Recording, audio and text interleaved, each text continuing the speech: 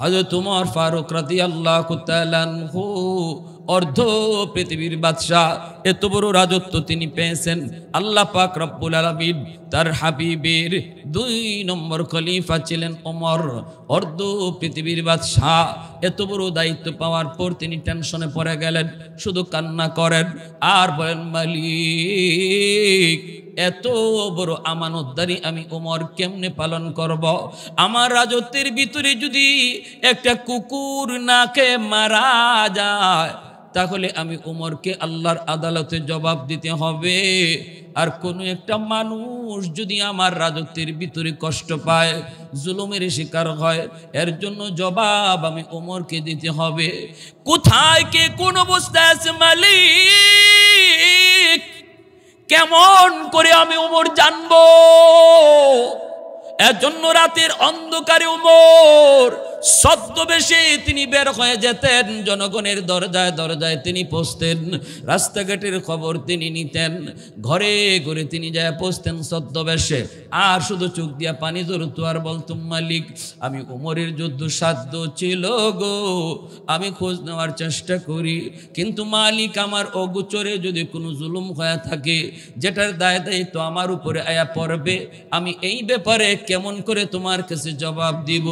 এজন্য ওমর 24 ঘন্টার ভিতরে তিনি মাত্র 1 ঘন্টা ঘুমাইতেন, আর সেই 1 ঘন্টাও ছিল দিনের বেলা দুপুরে খাওয়ার পর। সারা রাত ছদ্মবেশে জনগণের খবর নিতে।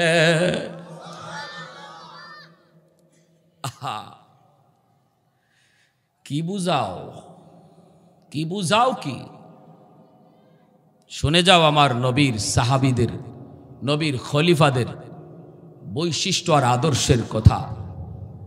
মুসলমান আজকে মুসলমানই আছে, কিন্তু নবী আর নবীর সাহাবীদের আদর্শ নাই, ঠিক কিনা? জোরে কম। মুসলমান নামে মুসলমান আছে, কিন্তু নবী নবীর সাহাবীদের আদর্শ নাই। গভীর রাত, কনকনে শীত, সারা মদিনার মানুষ ঘুমায় আছে, এমনকি শুধু মানুষ নয়, পাকপাখালি পর্যন্ত ঘুমায় রইছে। সবার চোখে ঘুম, ঘুম নাই শুধু একজনের চোখে, তিনি আর কেউ নন, তিনি অর্ধ পৃথিবীর বাদশাহ, খলিফাতুল মুসলিমিন, আমিরুল মুমিনিন হযরত ওমর। বের হয়ে গেলেন রে ভাই, ছদ্মবেশে তিনি বের হয়ে গেলেন। সাথে তিনি খাদেম খুদ্দামও নিয়ে চলতেন না, একা একা তিনি চলতেন, খাদেমও সাথে রাখতেন না, বডিগার্ডও সাথে রাখতেন না, কাউকে পাশে নিতেন না, একা একা তিনি বের হতেন। রাতের অন্ধকারে ওমর বের হয়ে গেছেন মদিনার পাশের একটা এলাকা, ওই এলাকার ভিতরে যায় হযরত ওমর ঢুকলেন। হঠাৎ করে দেখতে পেলেন রাস্তার কিনারা একটা ভাঙ্গা ঘর, এই ঘরের ভিতরে মিটি মিটি আলো জ্বলতেছে। আলো দেখা যায় রাত বাজে 12টা। এত রাত ঘরের ভিতরে আলো কেন? এত রাত এই ঘরে আলো জ্বলে কেন? মনে হয় কোনো মন্দ লোকের আড্ডা বসেছে। হযরত ওমর আর একটু আগায় গেলেন, দরজার কিনারায় যেয়ে তিনি কান লাগালেন। কান লাগায় হযরত ওমর শুনতেছেন ঘরের ভিতরে একজন মা 3টা অবুঝ বাচ্চারে বুঝ দিতেছে। বাচ্চাগুলি কান্দে, বাচ্চাগুলি কান্দে, আর মা সন্তানগুলিরে বুঝ দিতেছে আর কই, বাবা রে একটু ঘুমাও, একটু ঘুমাও, এই যে মা রান্না করতেছি, এই যে মা চুলার মধ্যে আগুন জ্বালাইছি, কিছুক্ষণের ভিতরেই খানা পাক হয়ে যাবে, তোমরা একটু ঘুমাও। এই বইলা মা তাদেরকে সান্ত্বনা দেয়। হযরত ওমর দরজার পাশে থেকে আওয়াজটা শুনতে পেয়ে বলতেছেন, মা, ও মা, এত রাতে বাচ্চাগুলি কেন কান্দে আর চুলার মধ্যে আগুন জ্বলে কেন? এই বলতেই মা মহিলায় আওয়াজ দেয়া কই, মুসাফির, মনে হয় তুমি রাস্তা ভুল করেছ। ওমর বলেন, না, আমি রাস্তা ভুল করি নাই, আমি সঠিক পথেই যাইতেছি। হঠাৎ দেখলাম ঘরের মধ্যে একটু আলো, বাচ্চাগুলির কান্না, এজন্য তোমাকে জিজ্ঞেস করি গো মা, বাচ্চাগুলি কেন কান্দে, কি জন্য কান্দে, আর চুলার মধ্যে আগুন জ্বলে কেন? মহিলায় কয়, মুসাফির, তুমি তোমার পথ ধরে চলে যাও, আমাকে তুমি প্রশ্ন করে কাঁদায়ও না গো, আমার মনের যন্ত্রণা তুমি আর বাড়ায়ও না। হযরত ওমর কই মা গো কি হয়েছে একটু কও না। মহিলায় কয় বাবা মুসাফির, তাহলে তুমি যখন শুনতে চাও শোনো। এই বাচ্চাগুলি হলো আমার বাচ্চা আর আমার স্বামী আজ কয়েক বছর আগে তিনি জিহাদের ময়দানে যে শহীদ হয়ে গেছেন। আমার স্বামী রেখে যাওয়া 3টা সন্তান আমার কাছে আমানত। এই বাচ্চাগুলি এতিম, শহীদের 3টা বাচ্চা আল্লাহর রাস্তায় শহীদ হয়েছেন আমার স্বামী। এই শহীদের 3টা বাচ্চা নিয়া আমি মা বড় অসহায়। বাচ্চাগুলির আমি কি করে খাওয়াবো? বাচ্চাগুলি আজকে 3 দিন হয়ে যায়, আমি মা মাঝে মাঝে কিছু কাম কাজ কইরা তাদেরকে খাওয়াইতাম। কিছু আজকে 3 দিন হয়ে যায় আমার ঘরে খানা নাই, খানা নাই। আমার বাচ্চাগুলি অবুঝ, একটা বাচ্চা অজ্ঞান হয়ে গেছে। সন্ধ্যা থেকে তাদের কান্না আর কান্না, ক্ষুধার যন্ত্রণায় কান্না মুখ দিয়ে বের হয় না। আমি সেই সন্ধ্যা থেকে চুলার মধ্যে গরম পানি জাল দিতেছি আর আমার বাচ্চাগুলিরে আমি বুঝ দিতেছি বাবা এই যে মা রান্না করতেছি কিছুক্ষণের ভিতরেই রান্না হয়ে যাবে, তোমরা ঘুমাও। মূলত চুলার মধ্যে শুধু পানি আর কিছুই নাই। এই ডেগের মধ্যে, ডেকচের মধ্যে পানি ছাড়া কিছু নাই। আমি আমার স্বামীর 3টা অবুঝ বাচ্চার সাথে এরকম ভাবে ধোঁকাবাজি করতেছি, এছাড়া আমার আর কিছুই করার ছিল না। এ মুসাফির, মহিলা কান্দে আর কই তুমি সাক্ষী থাকো, তুমি নিজে সাক্ষী থাকো। মদিনার শাসক উমর আজকে একজন শহীদের 3টা বাচ্চা না খায়া মরার পথে, মরার পথে। আমার একটা বাচ্চার যদি কোনো ক্ষতি হয় রে মুসাফির, তুমি সাক্ষী দেখো কিয়ামতের ময়দানে আমি আল্লাহর আদালতে উমরের গলায় গামছা লাগাইয়া টানবো। যেই মাত্র এই কথাটা উমরের কানে আসলো, উমরের পশমগুলো দাঁড়ায় গেল, চিন্তায় পড়ে গেলেন। কপাল ঘেমে গেছে উমরের আর শরীরে কাঁপ শুরু হয়ে গেছে। মালিক কয় কি? ও মালিক, আমি উমর তো জানি না, জানি না, জানার কথাও না। আল্লাহ এত বড় মামলা বুঝি আমার বিরুদ্ধে দাঁড়াইতেছে। এমনি হযরত ওমর দরজার পাশে থেকে আওয়াজ দিয়ে কই মা গো তুমি যে এত কষ্টে আছো, এই খবরটা তো তুমি উমরকে দিতে পারতা। তিনি তো বাদশাহ, তিনি কেমন করে খবর নিবে? এত খবর তো ওনার পক্ষে নেওয়া সম্ভব না, তুমিও তো খবরটা দিতে পারতা।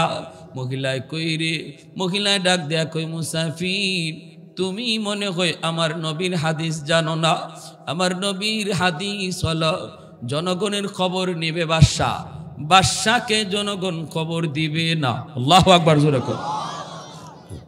আমার নবীর হাদিস বাদশাকে খবর দিবে জনগণ, বিষয়টা এমন নয়।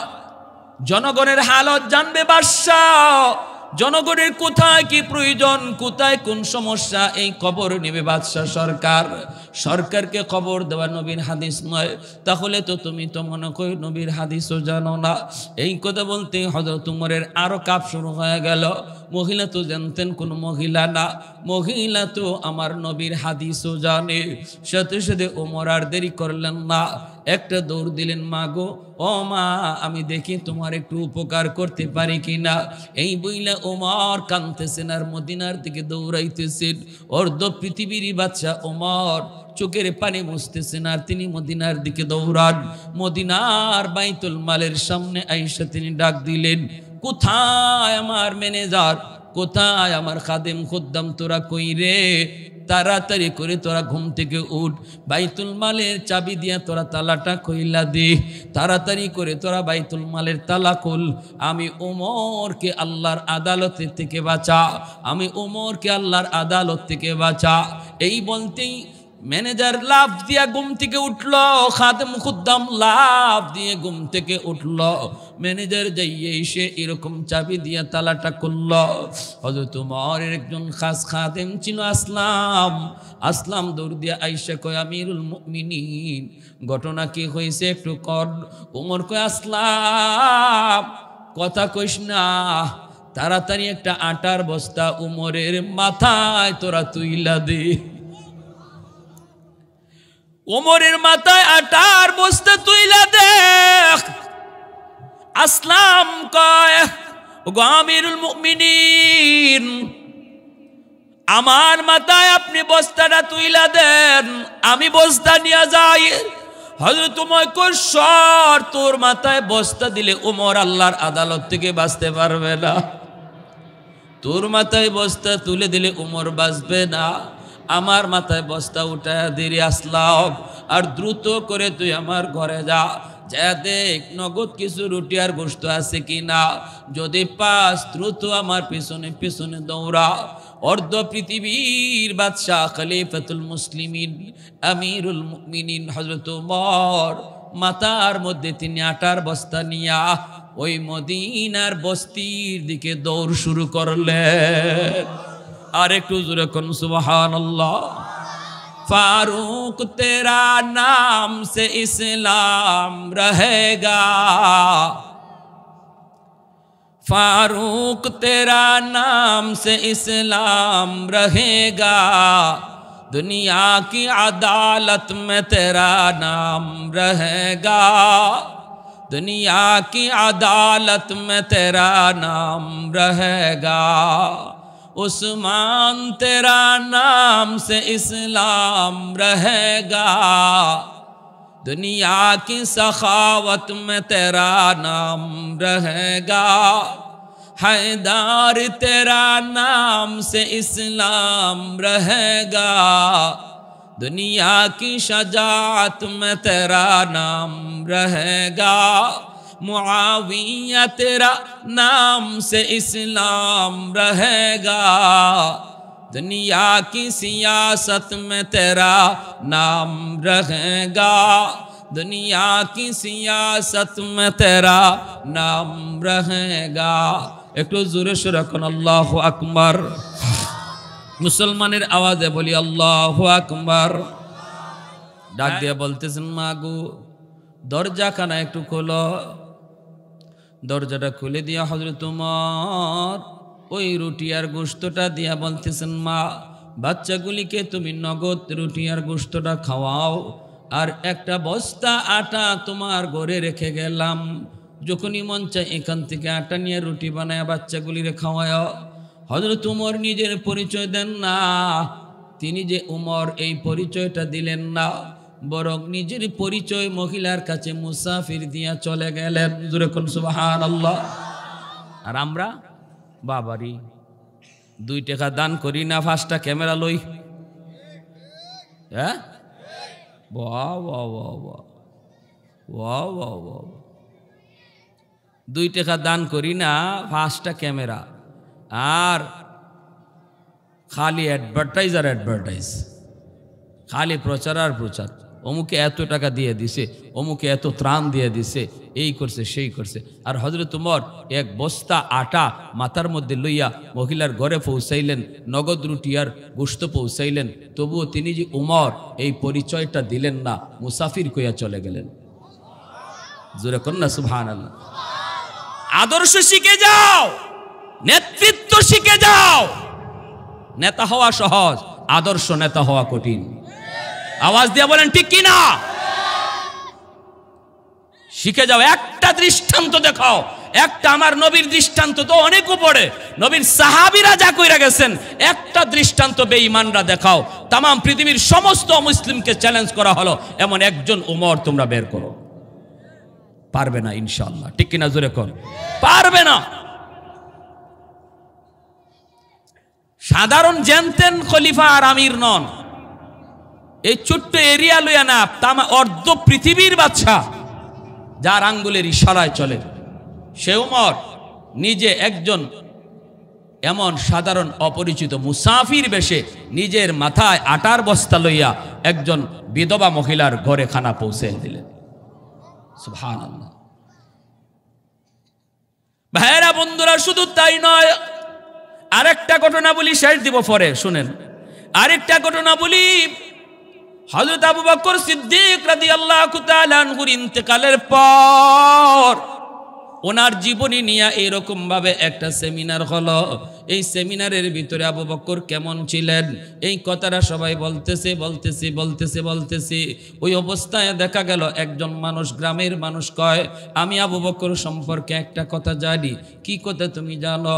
কয়, সকালবেলা তিনি আমাদের বস্তির একটা রাস্তা দিয়ে তিনি ঢুকতেন, এই দিক দিয়ে তিনি যাইতেন। কোথায় যাইতেন আমরা কেউ জানতাম না। প্রতিদিন ওই গলিটা দিয়ে তিনি ঢুকতেন, আর কোথায় যেন যাইতেন আমরা কেউ জানি না। এটা আমি তার সম্পর্কে জানি। হযরত ওমর ফারুক রাদিয়াল্লাহু তাআলা আনহু তিনি খলিফা হওয়ার পর, বাদশাহ হওয়ার পর তিনি মনে মনে ভাবতেছেন ঘটনা কি, আবু বকর কেন এই রাস্তা দিয়ে এই গলি দিয়ে যাইতেন, আমি একটু যাব। হযরত ওমর তিনিও এই গলিটা দিয়ে রাস্তা শুরু করলেন, হাঁটা শুরু করলেন। কিছু দূর যাবার পর তিনি দেখতে পেলেন রাস্তার মধ্যে দুর্গন্ধ, এত দুর্গন্ধ। ওমর মনে মনে ভাবতেছেন এই রাস্তায় এত দুর্গন্ধ কেন, মানুষজন কেউ আসা যাওয়া করে না। ওমর তবু সামনের দিকে আগাইতেছেন। আবু বকর কেন এই রাস্তা দিয়ে তিনি যাইতেন, আমার একটু দেখতে হবে। ওই অবস্থায় ওমর সামনের দিকে যখন আগায় দেখেন রাস্তার ড্রেনের পাশে একটা লোক পইরা আছে, একটা বুড়া মানুষ, চোখে দেখে না, সারা শরীরটা তার পচে গেছে, দুর্গন্ধ বের হয়, কুষ্ঠরোগী। তার শরীরের পচা গন্ধের কারণে কেউ এই রাস্তা দিয়ে আয় না, যায় না।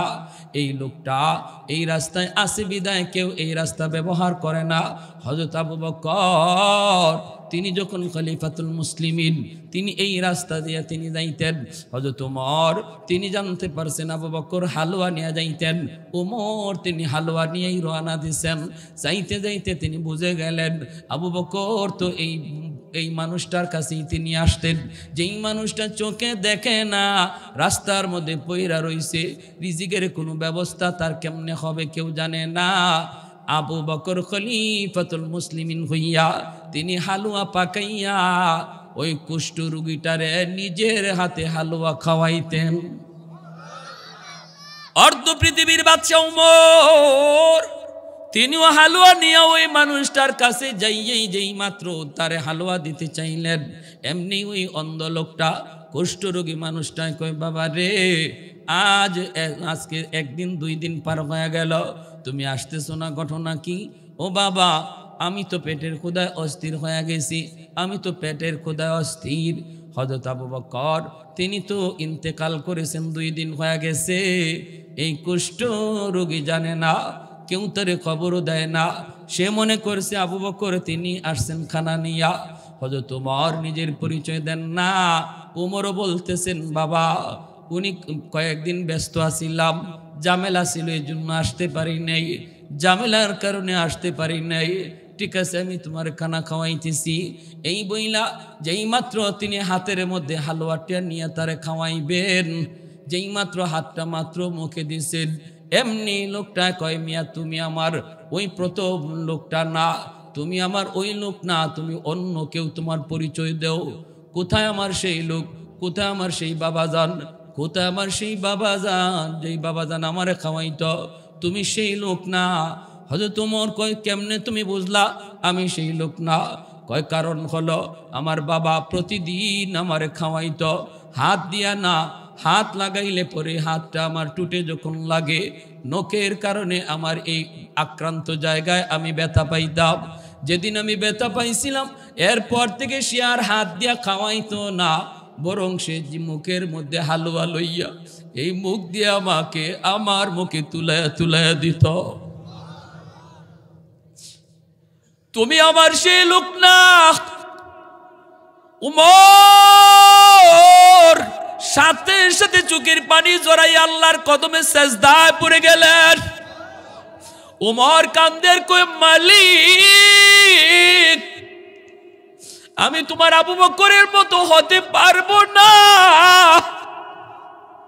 জিন্দেগি দিয়া দিল আমি আবু বকরের দ্বারে কাছে যাইতে পারবো না। হযরত ওমর কান্দের কই মালিক তুমি আমার নবীর সাহাবী আবু বকর রে কোন মাটি দিয়া বানাইছো গো? খলিফাতুল মুসলিমিন হইয়া নিজের মুখে হালুয়া লইয়া কুষ্ঠ রোগীরে খাওয়ায়া যায়। হযরত ওমর নিজের পরিচয় দিয়া কয় বাবা তোমার সন্তান যে তোমার এতদিন খাওয়াইছে জানোনি সে কে? কই বাবা আমারে কোনোদিন পরিচয় দেয় নাই। আমি প্রতিদিন বলছি বাবা তুমি কেডা আমারে একটু কও, একদিনও নিজের পরিচয় দেয় না। হযরত ওমর কই তিনি আর কেউ নন, তিনি ছিলেন মদিনার বাদশা যার নাম আবু বকর। আজ 2 দিন হয় তিনি দুনিয়ার জগৎ ছেড়ে চলে গেছে। কয় তুমি কেডা? কয় আমি ওমর। ভাইরা বন্ধুরা এমনি লোকটা কয় বাবা ওমর। আবু বকর আমারে কোনোদিন নিজের পরিচয় দিল না। আমি কিন্তু মুসলমান না, আমি একজন ইহুদি। কিন্তু আমার মনে মনে তামান্না ছিল আমি আবু বকরের হাত ধরে কালেমা পড়ে মুসলমান হব। আজকে সেই সুযোগটা তো পাইলাম না। তুমি উমর হাতটা বাড়ায় দাও। ইসলামের আদর্শ যদি এত সুন্দর হয়, আমার নবীর আদর্শ না জানি কত সুন্দর, আমার নবীর সাহাবীর আদর্শ যদি এত সুন্দর হয়, না জানি মায়ার নবীর আদর্শ কত সুন্দর। আমাকে তাড়াতাড়ি হাতটা বাড়ায়া কালেমা পড়ায়া মুসলমান বানায় দাও। ভাইয়ের আমার জন্য বলতেছিলাম আদর্শ শিখায় গেছেন আমার নবী, নবীর সাহাবীরা। আজকে সেই নবীর আদর্শ তুমি গ্রহণ করো না। ডারউইনের মতবাদ তোমার বাচ্চারে পড়ায়, অথচ তোমার গায়ে লাগে না। আমার নবীর আদর্শ বাদ দিয়া ডারউইনের মতবাদ তোমার বাচ্চারে পড়ায়। মানুষ বানর থেকে হয়েছে এই শিক্ষা আজকে তোমার সন্তানরা দেয়, অথচ তুমি বাবা হয়ে প্রতিবাদ করলা না। প্রতিবাদ সব আলেম উলামারে দিয়ে দিলা। জবাব দিবা কি কাল কিয়ামতের ময়দানে আমার নবীর সামনে? পরিচয় দিবা কেমন করে? আমি আজ মুসলিম কি করে পরিচয় দিবা? কি করে পরিচয় দিবা? এই বাপ মার এই সন্তান আল্লাহর আদালতে দাঁড় করাবে। এই বাপ মার এই সন্তান আল্লাহর আদালতে দাঁড় করায় কইব আল্লাহ আমার বাপরে ডাকো, মারে ডাকো। কি পড়াইছে আমারে, কি শিখাইছে? যা শিক্ষার কারণে আজ আমি ইসলাম থেকে দূরে সরে গেলাম। হযরত আবু ফারুক, ওমর ফারুক রাদিয়াল্লাহু তাআলা আনহু, তিনি ওই বাচ্চাগুলির খাওন দিয়া মহিলাকে তিনি আটার বস্তা বুঝায়া দিয়া হযরত ওমর তিনি দরজার বাহিরে চলে আসলেন। বাচ্চাগুলি মনের আনন্দে হাসতেছে, আনন্দ করতেছে। আর বাচ্চাগুলি কইতেছে আম্মা মনে হয় মুসাফির, মুসাফির না, মনে হয় মুসাফির বেশি আল্লাহ ফেরেশতা পাঠাইছে। আল্লাহু আকবার। মুসাফির বেটে আল্লাহ মনে হয় ফেরেশতা পাঠাইছে। মাও খুশি, বাচ্চাগুলোও খুশি। ওই অবস্থায় সবাই আনন্দে বাচ্চাগুলি খানা খায়। হযরত ওমর দরজার পাশে দাঁড়াইয়া কান লাগায় লাগায় তিনি শুনতেছেন। আসলাম ওনার খাদেম কয় হযরত ওগো আমিরুল মুমিনিন, ওই যে দেখা যায় কিছুক্ষণ পরে ফজরের আজান হয়ে যাবে, আজানের টাইম হয়ে গেছে। ফজরের আজান হলে পরে মসজিদে নববীর ইমামতি আপনাকে করতে হবে।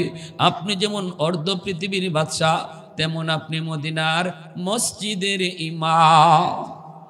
আর মসজিদে ফজরের নামাজ আপনাকে পড়াইতে হবে। অতএব চলেন, দেরি হয়ে যাইতেছে। আমিরুল মুমিনিন খলিফাতুল মুসলিমিন ওমর ডাক দিয়া বলতেছে আসলাম একটু পরে যা, পরে যা।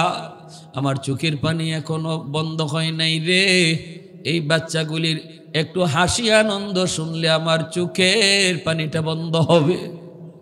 বাচ্চাগুলি খানা খায়া যখন একটু আনন্দ করে হাসি ঠাট্টা করে, হযরত ওমর মাটিতে সেজদা দিয়ে আল্লাহর শুকরিয়া আদায় করে। এরপরে তিনি বলতেছে আসলাম চল, এইবার চল চাই মদিনার দিকে। মদিনার দিকে তিনি চলে আসলেন। মসজিদে নববীতে আজান হলো। আমিরুল মুমিনিন খলিফাতুল মুসলিমিন হযরত ওমর তিনি হলেন মদিনার মসজিদের ইমাম।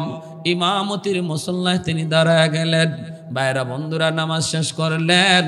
মিম্বরে বসে ওমর ডাক দিয়া কয় ও মদিনার মুসল্লিরা রে, যে যেখানে আসো বসা থাকো। কেউ তোমরা উঠবা না।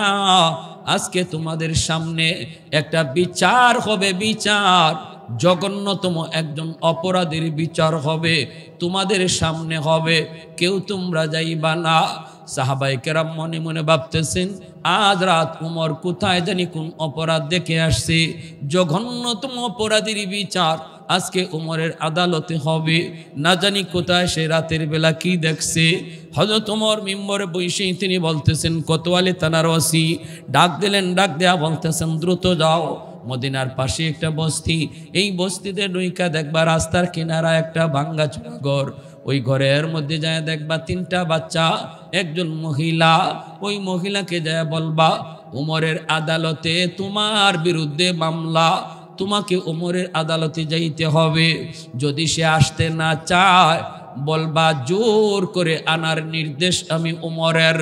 ভাইয়েরা বন্ধুরা, মদিনার মানুষ সাহাবায়ে কেরাম সবাই অবাক হয়ে গেলেন, পশমগুলি সবার দাঁড়ায় গেল, না জানি কেমন বড় অপরাধ ওই মহিলায় করছে, উমরের আদালতে জানি কি বিচার হয়। সবাই যার যার জায়গায় বসা আছে। পুলিশ দ্রুত গেল এই জায়গায়, যায় মহিলাকে খবর দেয়, উমরের আদালতে তোমার বিরুদ্ধে বিচার, যেতে হবে, তোমাকে না গেলে জোর করে নেওয়া হবে।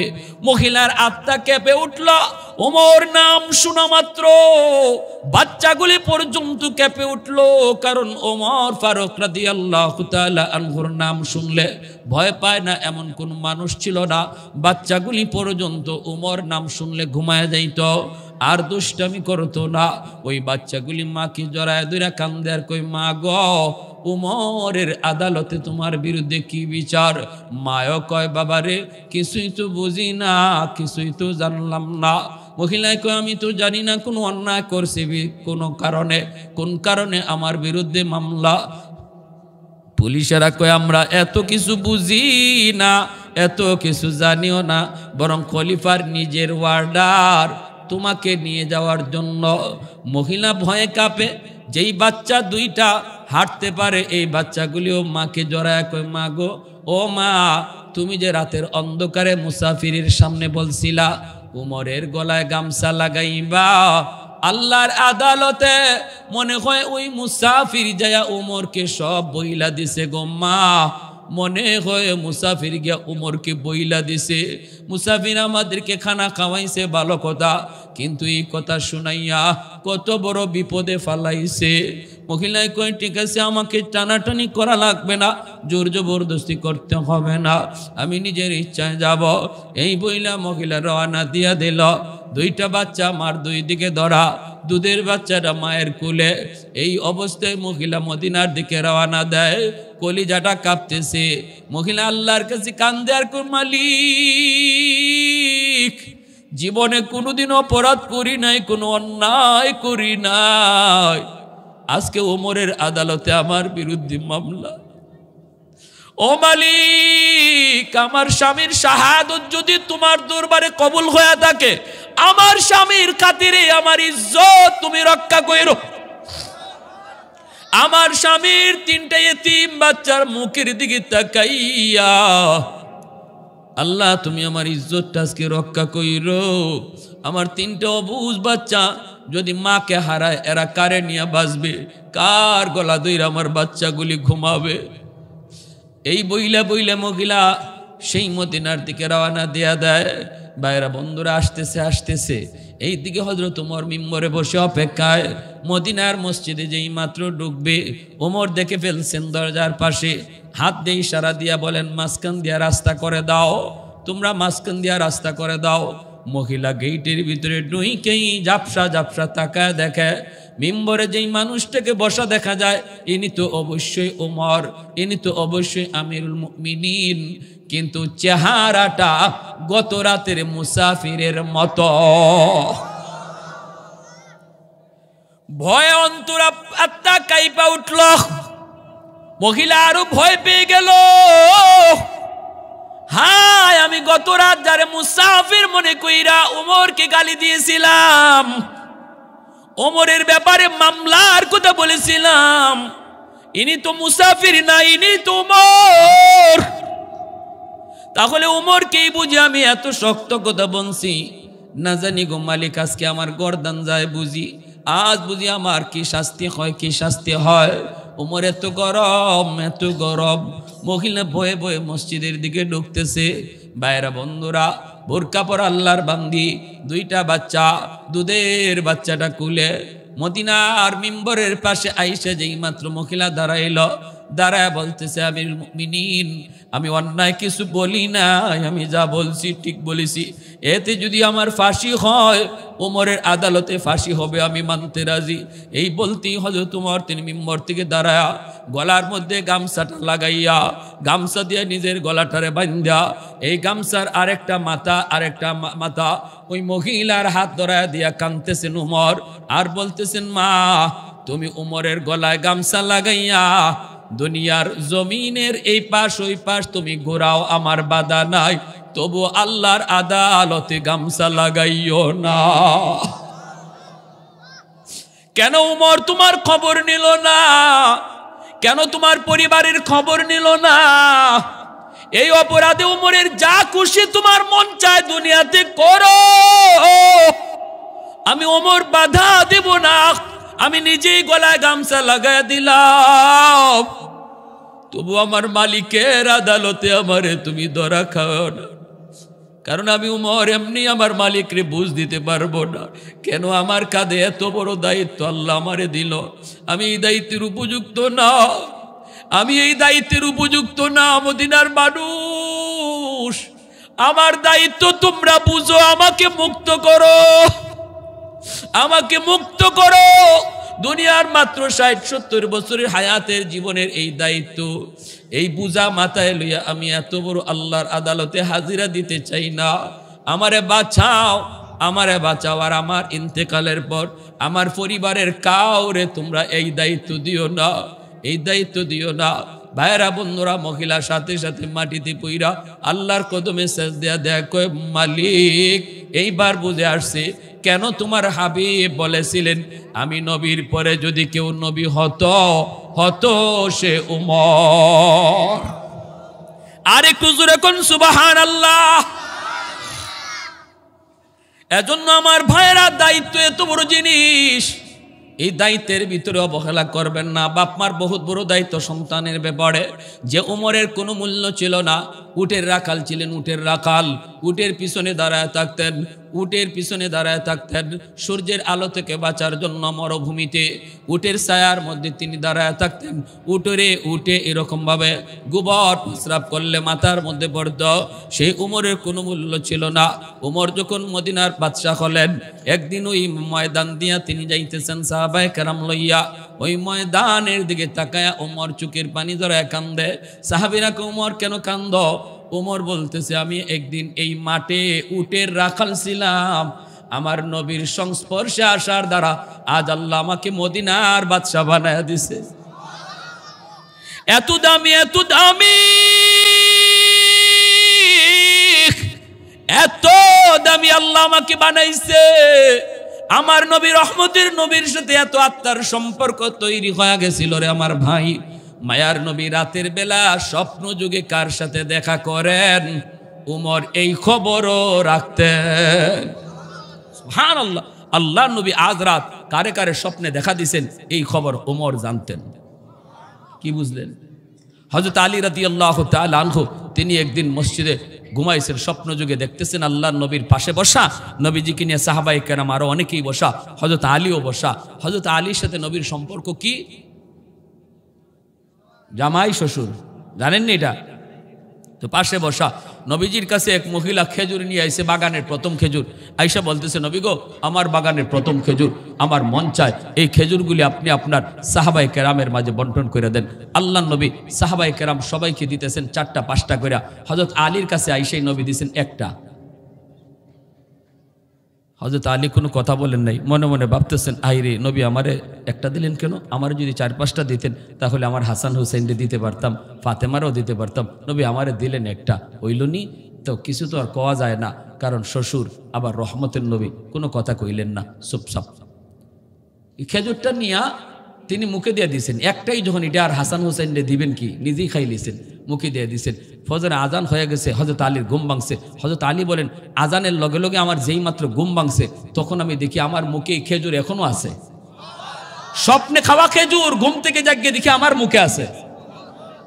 এই আজানের পরে আমি মসজিদে নববীতে গেলাম, ফজরের নামাজ পড়লাম। নামাজ পড়েন হযরত ওমর, তিনি খলিফাতুল মুসলিমিন, তিনি ইমাম। যিনি বাদশাহ তিনি ইমাম, যিনি বাদশাহ তিনি ইমাম। নামাজ পড়াইলেন মদিনার মসজিদে মিম্বরে, আমাদেরকে নিয়ে এইভাবে গুল হয়ে বসলেন। ফজরের পরে হঠাৎ করে দেখি ওই স্বপ্নে দেখা এক বুড়া মহিলার মতোই এক মহিলা লাঠিতে ভর দিয়া খেজুর লইয়া হযরত ওমরের সামনে আইছে।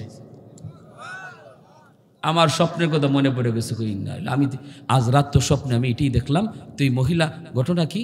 তো আইসাই বলতেছে, খলিফাতুল মুসলিমিন, আমার বাগানের প্রথম ফসল, মন চায় নবীর সাহাবীদেরকে নিয়ে আপনি প্রথম ফসলটা খাবেন। তো হযরত ওমর থলিটা হাতে নিছেন, নিয়ে সবাইরে 4টা 5টা করে দিতেছেন। আমি আলীর দ্বারও আইয়েই একটা দিছেন। কথা বুঝেন না আপনারা? আমার সিলেটি মানুষ তো, সিলেটি ভাষা হয়, বুঝতে অসুবিধা হয় না তো? আমার লিটন ভাই খুব মহব্বতের মানুষ, আপনাদের কৃতি সন্তান, কয়েকবার আমার বাসায় পর্যন্ত গেছেন মাহফিলের জন্য। বলছি আমি, ভাই আমি সিলেটি মানুষ, অসুবিধা নাই। তো এইরকমভাবে যখন খেজুরটা, একটা খেজুর দিছেন হযরত আলী, এই একটা খেজুর লইয়া মুখে আর দিছেন না। মনে মনে ভাবতেছেন, আচ্ছা রসুলরে তো জিগাই নাই ডরে, উমররে জিগাইতে তো অসুবিধা নাই। জিগাইতেছেন, ভাই এটা কি কারবার? সবাইরে দিলেন 4টা 5টা করে। এই বাবাই, কি তুফান চলছে টের পাও নি? তোমরা দিয়ে আসো এখানে বইটা লিয়া। একটা খেজুর আমার দেওয়া মাত্রই হযরত আলী বলতেছেন, ভাই ওমর সবাইকে দিলেন 4টা 5টা, আমারে দিলেন একটা, ঘটনা কি? হযরত ওমর মুস্কি হাসি দিয়া বলেন, আলী রে, গত রাত যদি নবী তোমাকে স্বপ্নে 4টা দিতেন, আমি ওমরও 4টা দিতাম। সুবহানাল্লাহ, কি বুঝলেন? হযরত আলী চোখ দিয়ে দর করে পারে জন্য আর বলতেছেন, ওমর আমার নবীর সাথে এত আত্মার সম্পর্ক বুঝি তোমার তৈরি হয়েছে। আজ রাত আমার নবীর সাথে আমার খেজুর খাওয়ার সৌভাগ্য হয়েছে, এই স্বপ্নের খবরও বুঝি তুমি উমর জানো। সুবহানাল্লাহ। ইন্নাল্লাহা ইয়া'মুরুকুম আন তুআদ্দুল আমানাতি ইলা আহলিহা। এজন্য ভাইরা মনে রাখবা, যার কাছে যে দায়িত্ব, ছোট হোক বড় হোক, এটা বহুত বড় আমানত। দায়িত্বের ভিতরে কোনোদিন খেয়ানত করলে আল্লাহর আদালতে খেয়ানতকারীর কাঠগড়ায় দাঁড়ায় থাকতে হবে। আর নবী বলেন, যে খেয়ানত করে তার ইমান থাকে না। বেশি বেশি যে দায়িত্বে খেয়ানত করব, মরণের সময় ইমান সাথে যাবে না, বেঈমান হয়ে মরবে বেঈমান। এজন্য আমানতদারি বেশি অত্যন্ত গুরুত্বপূর্ণ। আমানতদারি রক্ষা করে চলব, বিশেষ করে সন্তানের ব্যাপারে বাপ মা কোনোদিন খেয়ানত করব না। এই সন্তানের ব্যাপারে আমরা আমানতদারি রক্ষা করে চলব। 5টা বছর সন্তানরে শিশুকালে মাদ্রাসায় পড়াইবার নিয়ত কার কার আছে? একটু হাত উঠে আল্লাহকে দেখা।